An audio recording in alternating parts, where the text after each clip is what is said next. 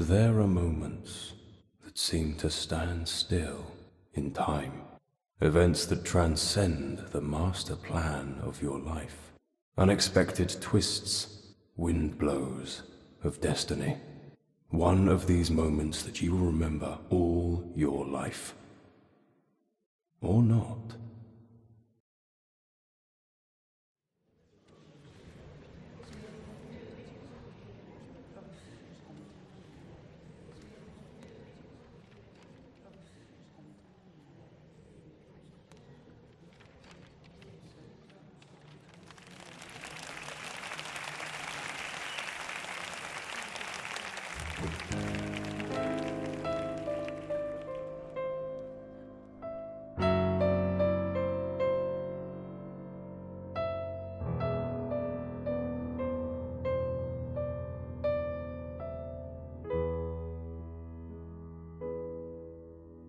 Like a broken doll,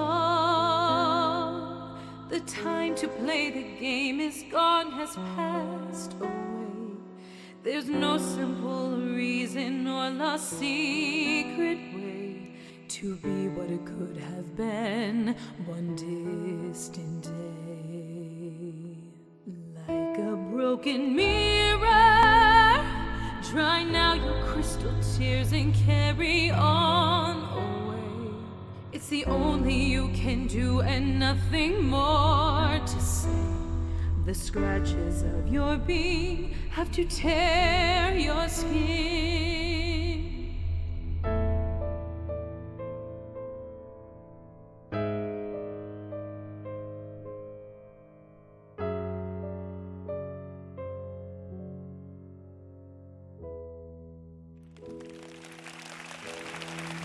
The broken mirror, dry now your crystal tears and carry on away. It's the only you can do and nothing more to say.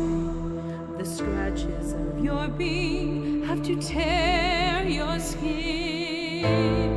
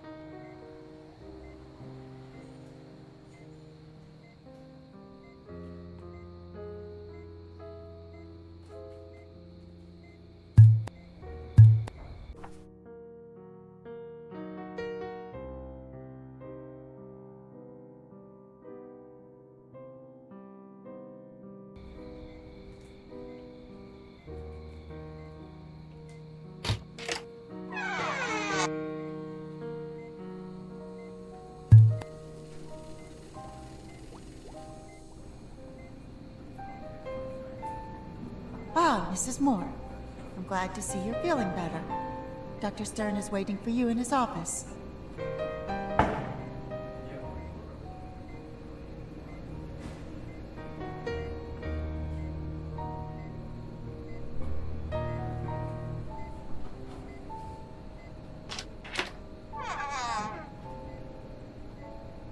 Mrs. de Moor, I'm glad to see you recovered. Please come in.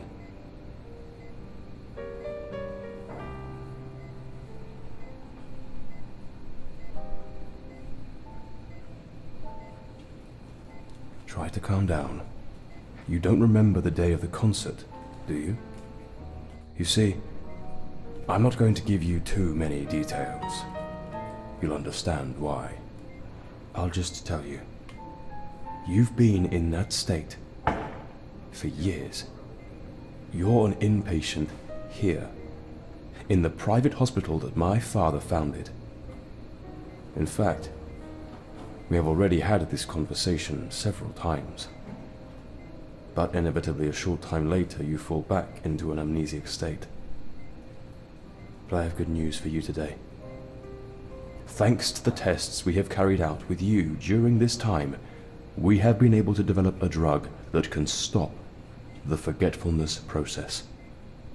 The price you will pay, however, is hyper-reality. This drug has a powerful side effect. You will have a hard time discerning between what is real and the images of your subconscious. Mr. Moore, I would like to make you a proposal. A somewhat risky experiment, but also the only chance you will have to recover your memories. I propose that you return to familiar places and be directly exposed to your memories. This will be done under the effects of this drug, which seems to be the only effective method. Miss Castor, please prepare the doses I told you about in the laboratory for Mrs. de Moor. Yes, Doctor. We will go to your family estate. The place where you were born, Ravenhill Manor, is fortunately not many miles from the hospital. For reasons unknown to me, you seem more likely to remember during the evening hours, so if you are able, we will go together tonight in search of your past and see if walking through the surroundings, now abandoned to the passage of time, can finally reconnect you with your memories.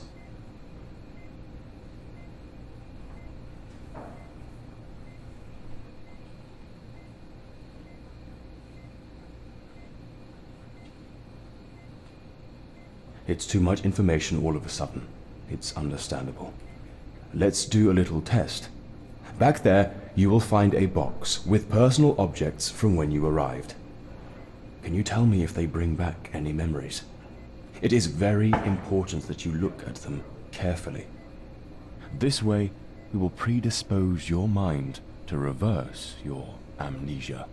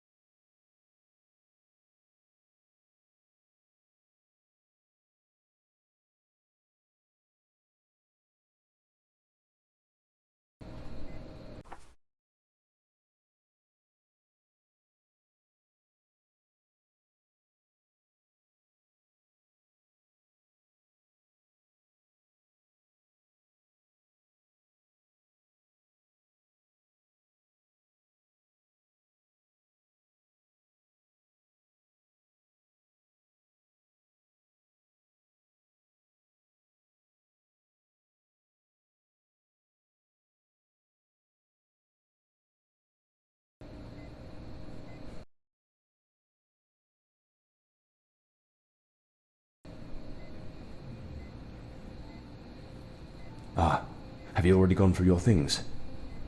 Tell me, do you feel ready for the experiment I have proposed to you? Perfect.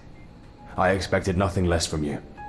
Go to your room, get dressed in street clothes, and gather what you think you need. We have a long journey ahead of us. I have to prepare the drug doses for the trip. I'll join you downstairs shortly.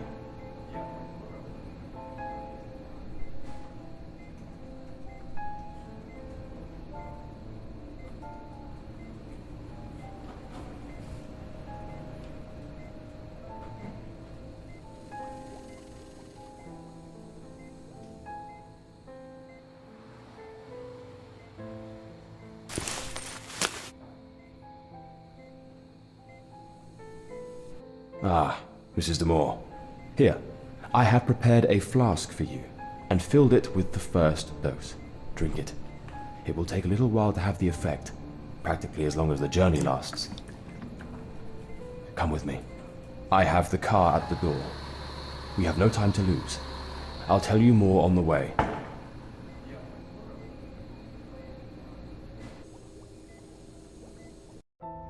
If you like, we will begin to prepare your mind.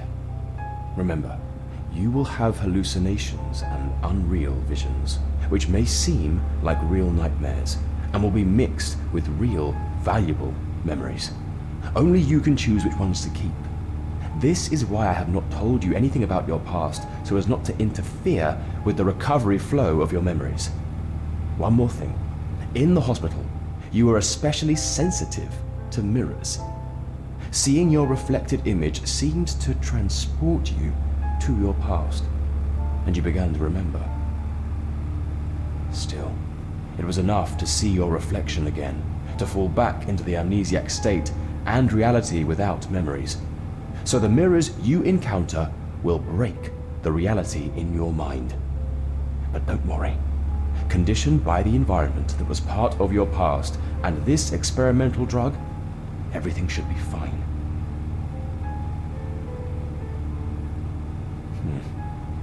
It's not the first time I've been here, you know. My father was your family doctor. I visited this place several times when I was a child.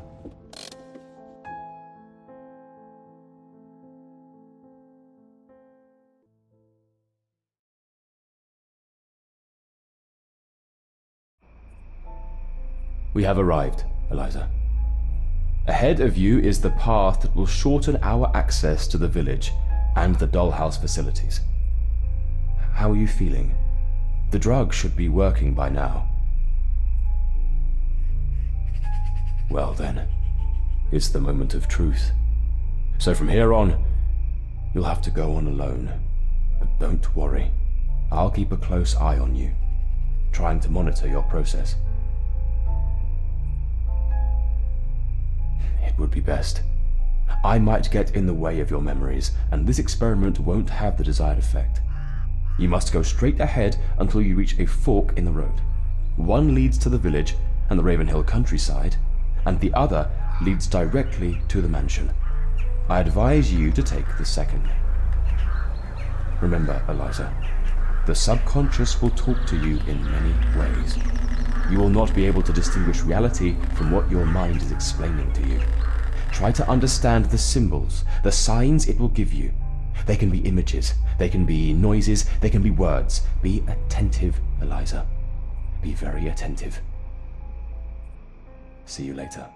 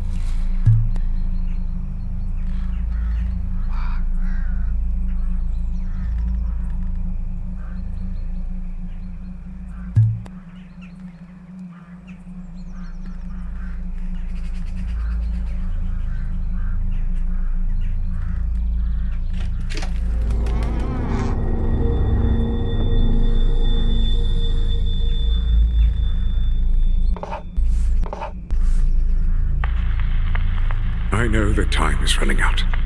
I can feel the breath of death. So tonight, I want to record everything that has happened over the years. What started as the happy county my ancestors filled with prosperity has been transformed into the most horrible and darkest of places. That is why I am recording my account of events on the cylinders of this old phonograph that my father bought from Thomas Edison. I am Eliza de Moor, 4th Earl of Ravenhill, and I want to begin my story by cursing the day when Lavinia, my wife,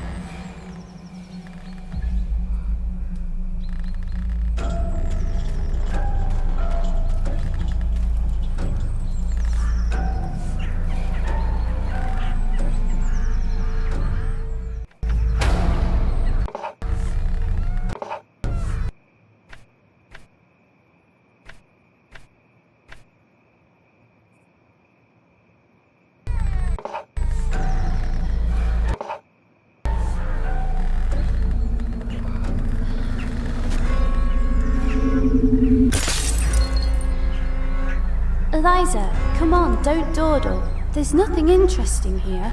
We must go to the house opposite. From there we can get to the church. Mrs. Norman is the only one who still has the key, and at this hour she usually goes there to say her night prayer for her son who died in the swamp. You must follow her, but be careful. You can't let her see you or we won't be able to get in. I'll wait for you at the cemetery.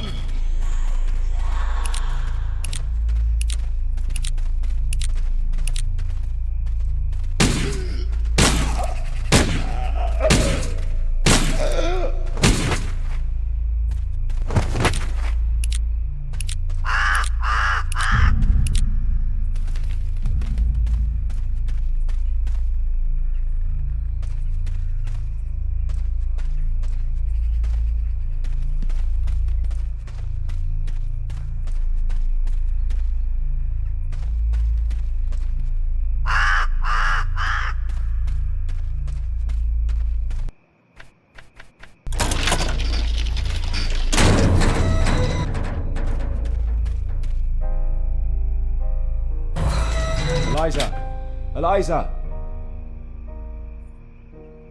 How are you? Are you remembering your past? It seems that this road is closed. I'll take a detour and see you later. Go towards the swamp.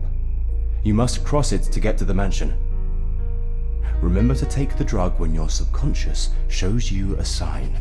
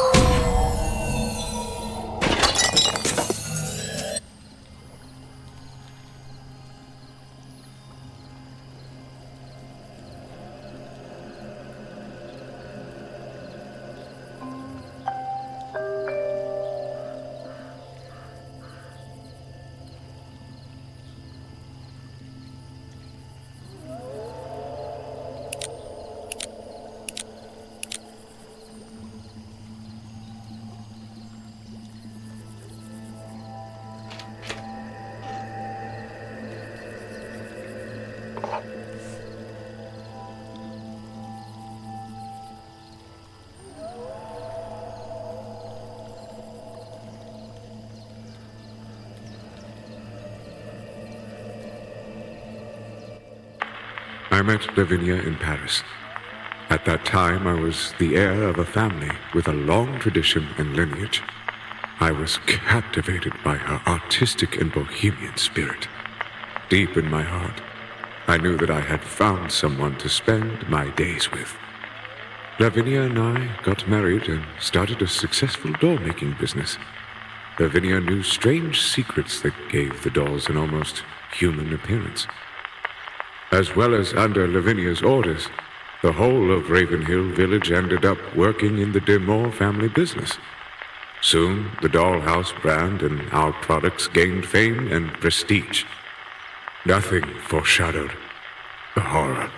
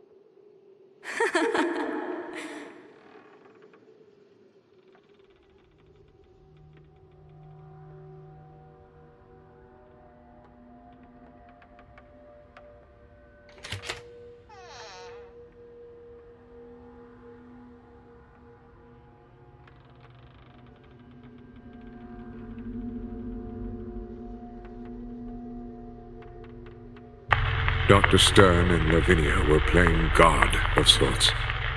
Lavinia's workshop looked more and more like a sinister laboratory, with strange containers filled with a substance they called organic porcelain, petri crystals with cell cultures. But most terrifying was the creation of that humanoid spawn they called Adam. He was the first to contain an experimental substance, the first version of what they would name Soul. I ordered Dr. Stern to leave the mansion immediately and take that monster away. With Dr. Stern's departure, Lavinia seemed to have regained some semblance of normality, but she was no longer making dolls, but strange, grotesque characters. One day, suddenly, everything changed. Luck blessed us with good news. Lavinia was pregnant. Months later, our first daughter, Enora, was born.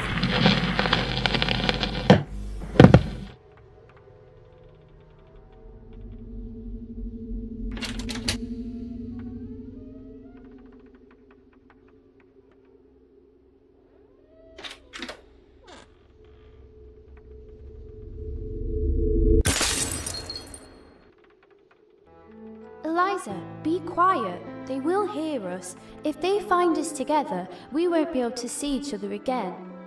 It's very important that you find Mum's diary. Without it, nothing makes sense. Follow me.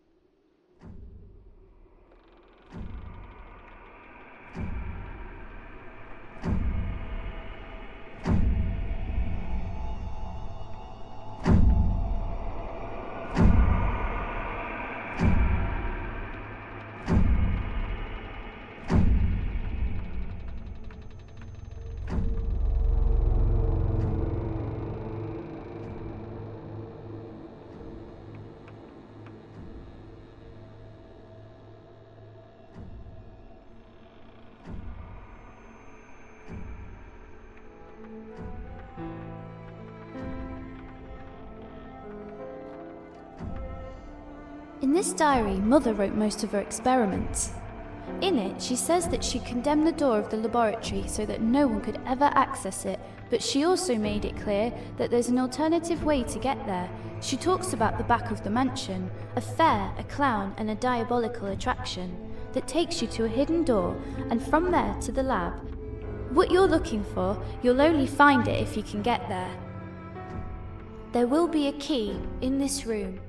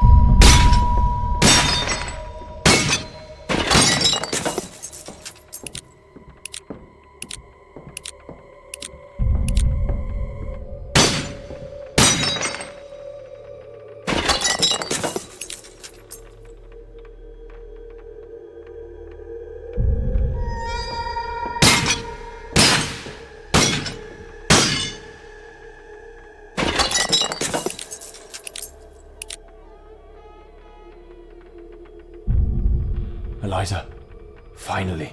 I've been calling you for a while. How is your progress? I hope the memories come back to you without too many shocks. I think I figured out how to open some locks. I'll keep trying while you keep exploring. If I find anything important, I'll let you know. Don't forget to take your medicine. It's more important than you think.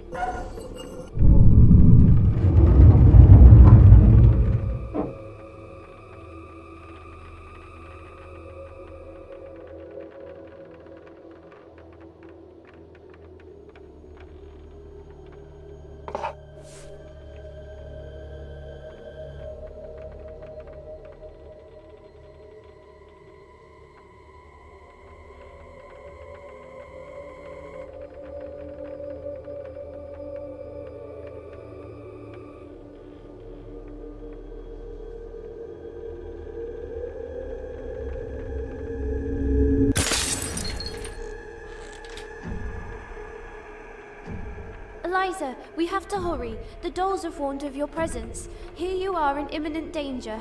You must find the medallions. Only then you'll be able to get out of here and move on. Come on, I'll show you a secret way.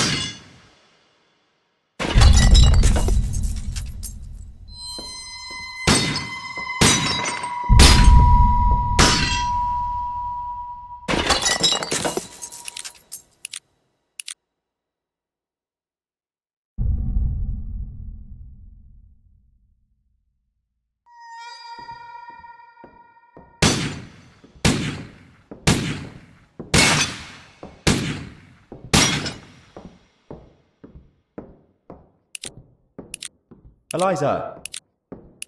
Eliza, come on. I've managed to open the door to the rooms on the upper floor. Come and take a look around. I'm sure they will bring back more than a glimpse of your past. Take a look in here. I think it will help you remember.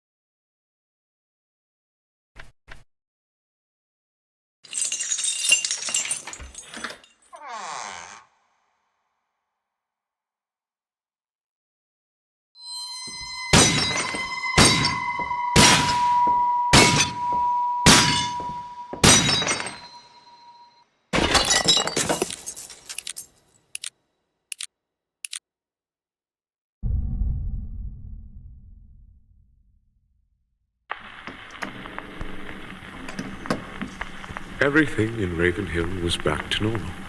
Enora was already 3 years old, and the business was doing very well thanks to many visitors who came to the Dollhouse and its premises.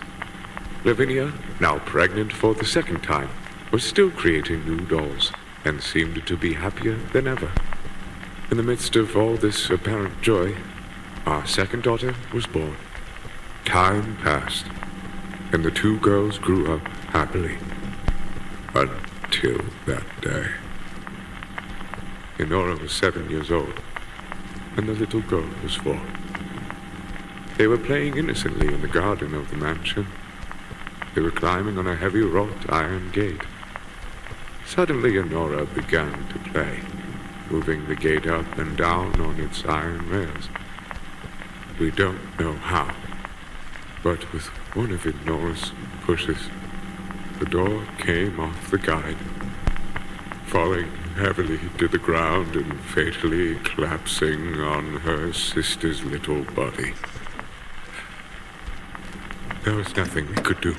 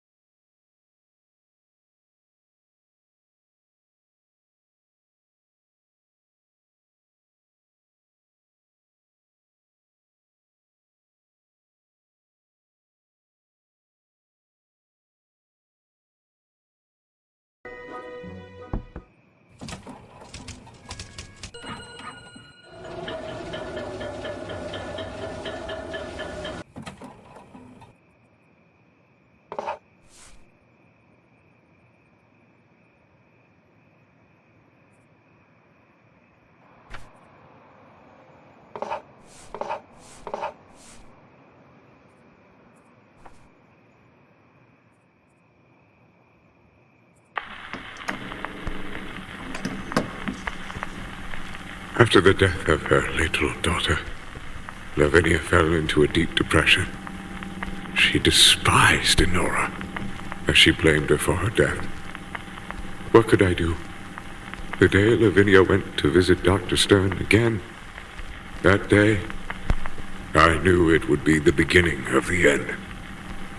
She returned in high spirits, saying that Dr. Stern had come a long way during our estrangement, that she had seen the new version of the Adam creature and the proof of its successes. And then he proposed to me to recreate our defunct daughter. She wanted to use organic porcelain, now fed with a culture of stem cells, and that strange liquid she used in her dolls, which she called soul. She would evolve. She would grow like any human being.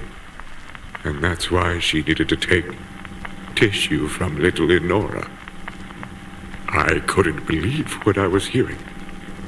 Lavinia had completely lost her mind. I ran in search of Enora. I found her under the stairs, crying. Her dress was full of blood.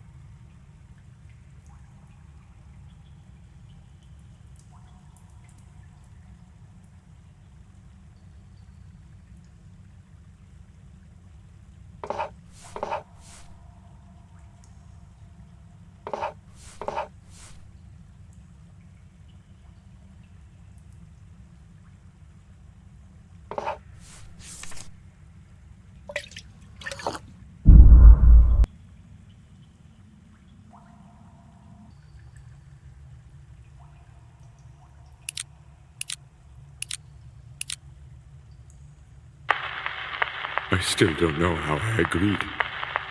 I just wanted that nightmare to end forever. So, Lenora and I had to live with that creature, that emulation of our dead daughter. When I looked at her, I could not see the slightest hint of humanity. Her eyes were as cold as those of a soulless being that needs to fight for its survival. Lenora, with her little years of age, seemed lost. She was conscious of having caused the accident that killed her sister, but being able to see her there again disturbed her. The poor girl wanted to believe that this freak was really her sister, although I always thought she really knew the truth. I was afraid of her. The creature had a fragile stability whose material rotted very quickly, and I didn't know when Lavinia would try again to get new organic tissue. I was not willing to let Lavinia torture Enora with more extractions. Again, I threw Stern out of the house, and with the help of Lavinia's workbook, I programmed all the creations, dolls and other characters, to be her defenders and bodyguards. Neither Lavinia nor that horrible creation could ever get near her. Enora was protected.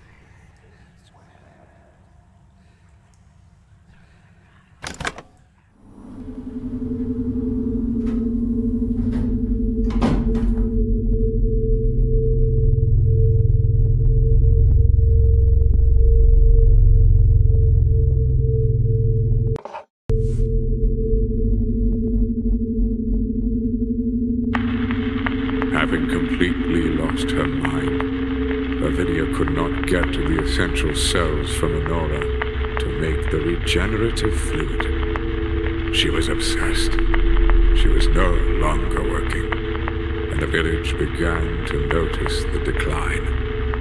The disappearance of some children did not help either. It was more than suspicious, and it was more than obvious that she and Dr. Stern wanted to find a supply of children's stem cells. The villagers were plunged into rumors and mistrust. Soon the appearances of Lavinia and the doctor were feared among the villagers. Gradually, almost everyone left the village except for Mrs. Norman, an old woman driven mad by her son's death in the swamp. At night, this poor woman would wander around the village, lighting candles everywhere, praying for the soul of her son and all the missing children. Lavinia realized that her creation did not humanly understand reality. Her reality was a mixture of the natural world and fictional delusions. Trying to awaken the real Eliza inside her, she built a theater, made her live this parallel reality, like a sinister doll's play. Enola and I lived as refugees in the other wing of the mansion, protected by the porcelain creatures.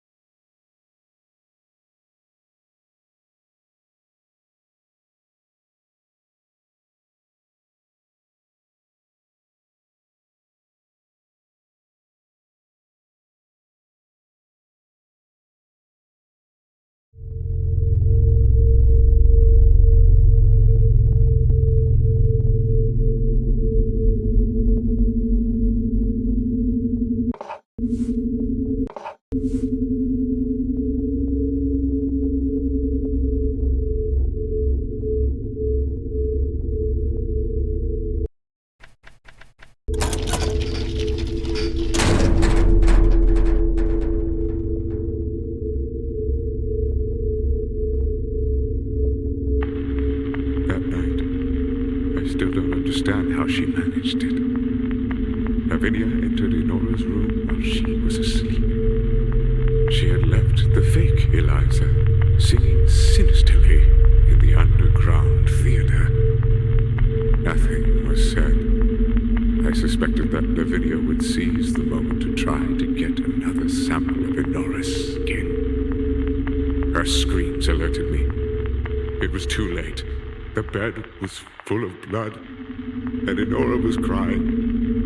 Lavinia had already returned to the small theater, where Dr. Stern was waiting for her to collect the sample. I pounced on that damned doctor, and we started a fierce fight. A spotlight fell on the curtains. A fire quickly broke out. Suddenly, the ropes holding a heavy mirror were burnt, and it fell on Eliza, leaving her inert on the stage. Lavinia was screaming hysterically, trying to pull Eliza's body off the stage in flames. I wanted to help them, yes, but a voice inside me told me that this was their fate. I ran away, Enora in my arms, and headed towards the swamp houses, where I explained all the horror of Lavinia and Eliza to the guard. In the distance, I could hear the fire burning at Raven Hill. I covered Enora's ears, and there we stay, hiding in the darkness and the mist. We'd never return to Dollhouse.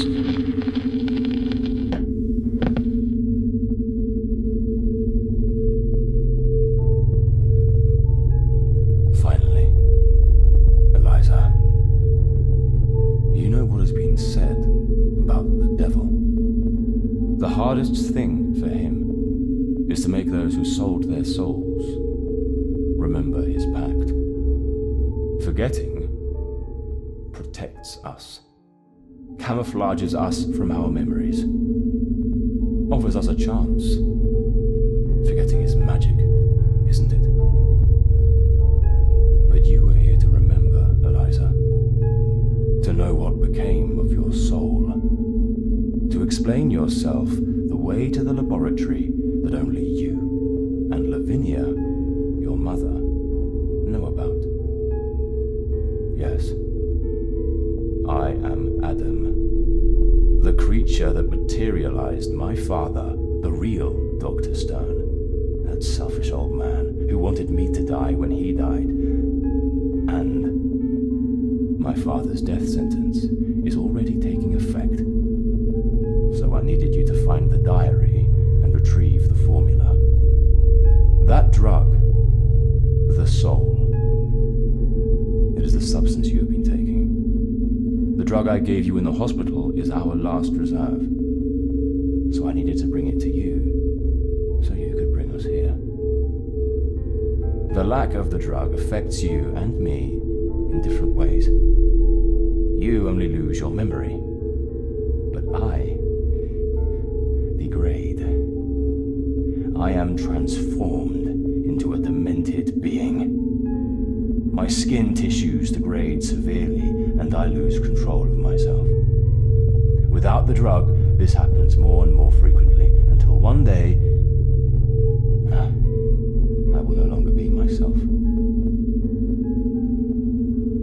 The night of the fire, you were in your world, singing on this stage.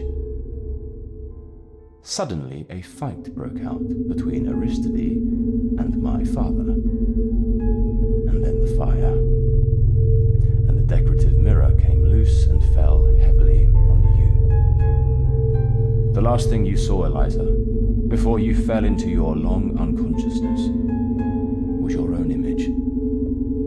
For this reason, when you look at it again, your memories are triggered as if it were a nightmare. I am ready, and I cannot waste another minute. Give me the diary with the formula. I must make it right now in the lab, or else I won't be able to recover my appearance, and I'll start to degenerate again and go mad until I end up as a monster that rots and dies. No!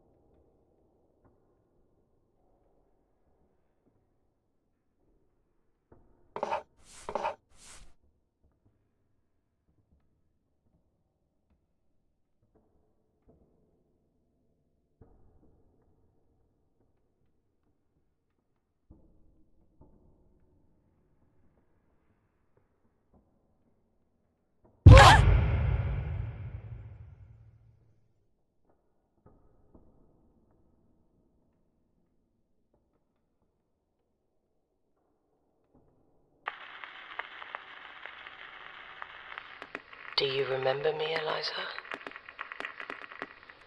I always felt guilty about that day. Our mother went mad, and our father could not take it anymore.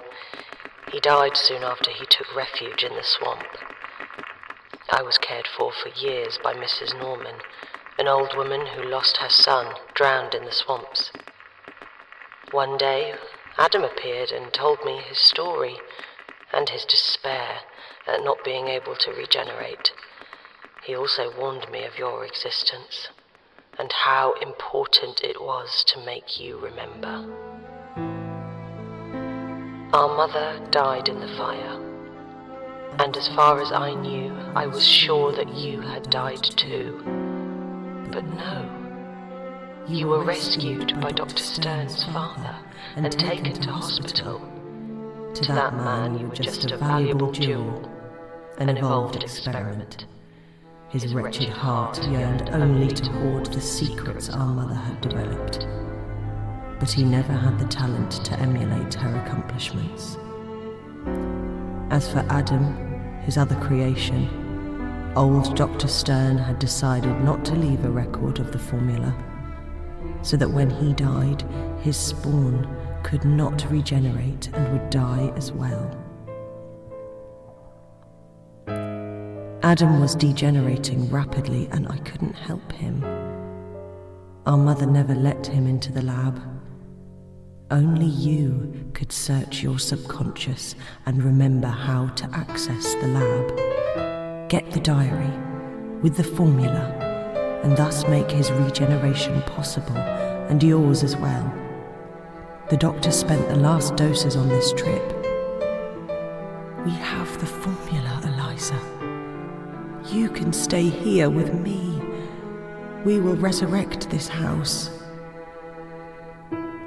Everything will be fine. Come with us.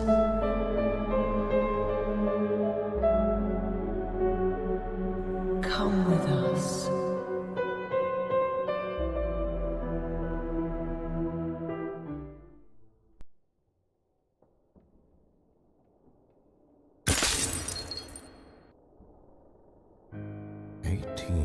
February 1912. Diary of the Stern Hospital Management. Section log. Admissions and events.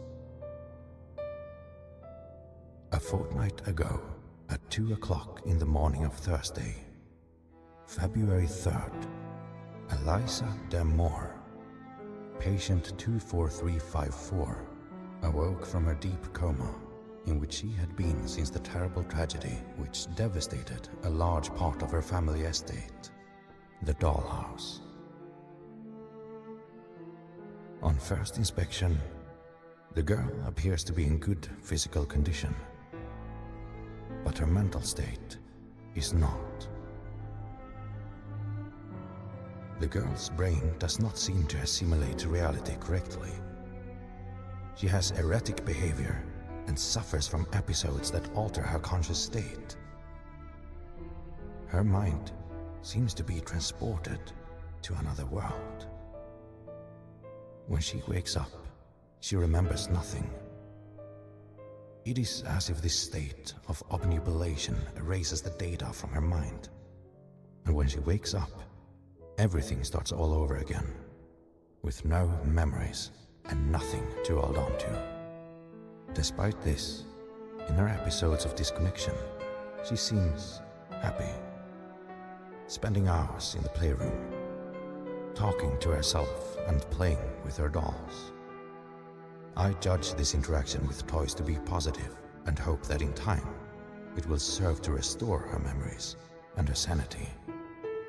My son Adam is still fascinated by her. I don't know if it's because I've awakened his vocation as a doctor in him, or because they have more in common than they think. I don't know. Maybe I shouldn't write this. But when I watch her while she's in her world, I discover something sinister about her. Her gaze gives me chills. And her games, I'll just say that more than once, they have made me shudder.